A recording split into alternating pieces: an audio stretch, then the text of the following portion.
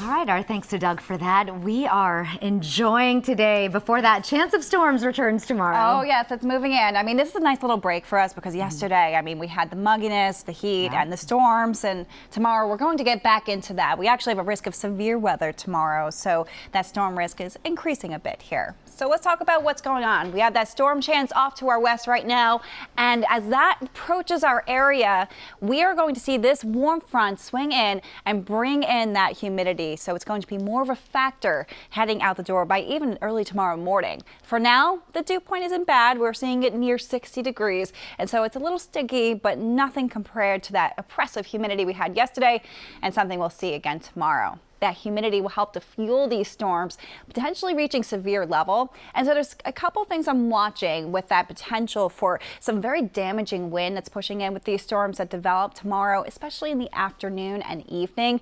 Downpour threat is another thing to watch here. Another component to these storms, some frequent lightning and even some areas of hail. That risk is even stronger as you move into northern New England. And this is an area where the models have been trending with the heaviest track of rainfall. It's in these areas where we could see some flooding heading into the forecast tomorrow. You can see here orange with that possibility of up to 1.5 inches of rain, and that's something that's going to mainly follow that northerly track, although even within Boston and areas south, we could see a few scattered downpours bring brief flooding for at least a moment or two.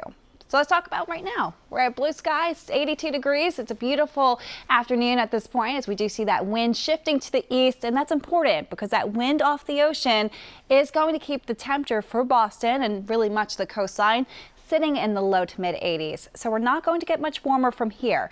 And you compare that to yesterday, we were in the mid 90s for Boston, setting a record at 95 degrees. This is a 10-degree drop for us, and it'll feel nice and mild as we head into that forecast tonight as well. Where it's not as mild is those inland areas where you don't have the influence of that sea breeze. 89-degree high in Bedford, 90-degree high in Norwood. Still a hot day for us, although it doesn't feel quite as hot, of course, with that humidity down a bit.